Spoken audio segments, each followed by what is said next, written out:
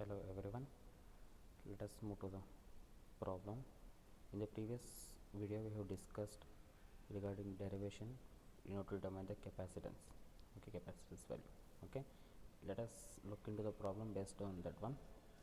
The question is like this here: a single phase motor connected to 240 volt 50 hertz supply takes 20 ampere at a power factor of 0.75 lag. A capacitor is shunted across the motor terminal to improve the power factor to 0.9.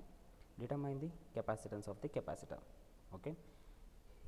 Here in this problem we have determined the capacitance of the capacitor. Okay. The data given are like this here. The current drawn by the motor is 20 ampere. That is I is equal to 20 ampere. Okay. And the actual power factor is 0.75 as mentioned in the question. Okay, let us consider this one as cos phi 1. Okay, this is the actual power factor which is considered as cos phi 1. It is 0.75. Okay, and the final power factor, that is the improved one, it is improved up to 0.9. It is considered as cos phi 2. Therefore, final power factor which is equal to cos phi 2 which is equal to 0.9. Now from this one we know cos phi 1 and cos phi 2. From this one we will find out what is phi 1 and phi 2. Okay, phi 1 equal to cos inverse of 0.75 which is nothing but 41.40. Okay, and phi 2 equal to cos inverse of 0.9 which is nothing but 25.84. Now we got values of phi 1 and phi 2. Okay, next we shall determine I psi phi 1. Okay, I psi phi 1 which is equal to 20, current is given here. Okay, sin phi 1. Okay, we know the value of phi 1. Okay, if you do this one, the I psi phi 1 value is 13.22. Similarly, I sin phi 2, the value is 8.71.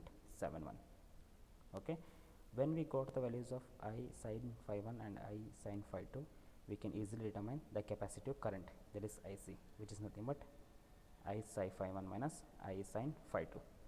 Okay, we know the values of I sin phi 1 and I sin phi 2. Substitute those values. Therefore, capacitance current with what we obtained is 4.5 ampere. Clear? Once we got the capacitive current, okay, we can substitute in the formula in order to determine the capacitive value, capacitance of the capacitor. Okay, the formula is like this: C equal to IC divided by omega into V. Okay, capacitance of the capacitor which is equal to the capacitance current divided by omega into V. Okay, now we know the values of these things. IC as it is, instead of omega we written it as 2 pi f into V. We know the values of IC, we know the value of f, we know the value of V. Substitute these things. Okay, IC is 4.5. From here we got 4.5, that is capacitive current. 2 pi f is 50 hertz from the given question. Okay, and V is 240 from the question. Okay, if we substitute that one, we will get capacitance equal to 5.968 into 10 raised to minus 5. Okay, this one will write it in terms of microfarad, so we will write it in terms of C equal to 59.68 into 10 raised to minus 6, nothing but 59.6 microfarad. This is the capacitance of the capacitor. Is it clear? We make use of this formula. This is the main formula. In order to determine, in order to obtain this one capacitance, first we need to determine what is the capacitive current. Okay, capacitive current is obtained by making use of the power factor given, that is cos phi 1 and cos phi 2. Is that clear? Like this we can find out the capacitance of the capacitor. Okay, we'll move on to the next problem.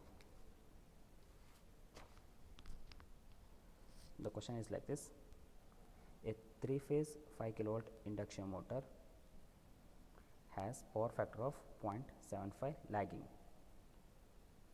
A bank of capacitor is connected in a delta connection across the supply terminals and a power factor is raised to 0.9 lagging.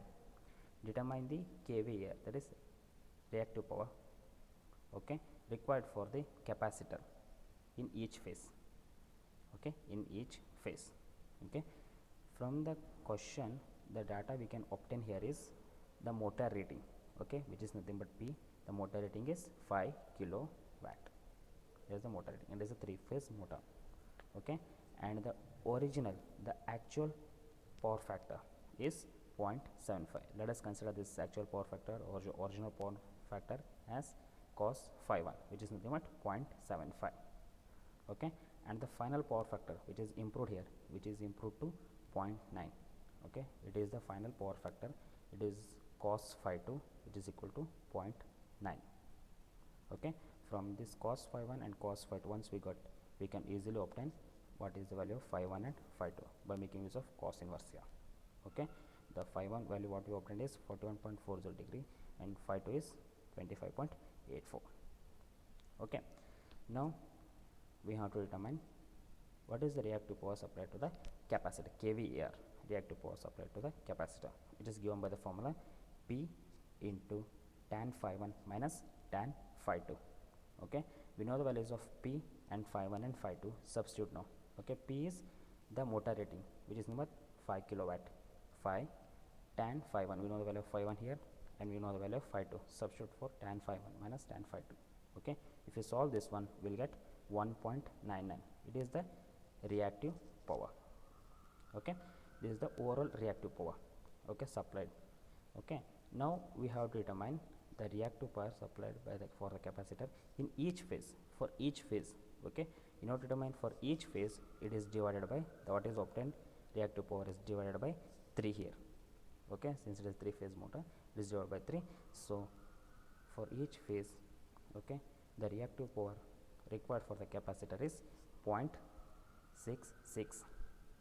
It is the reactive power required for the capacitor in each phase, okay. This is the main formula which we make use here, okay.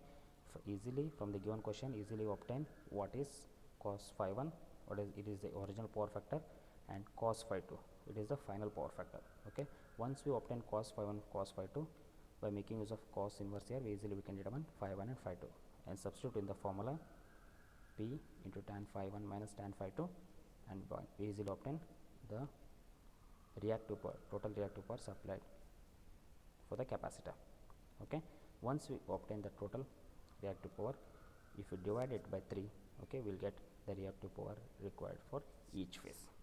It is 0.66 here, okay.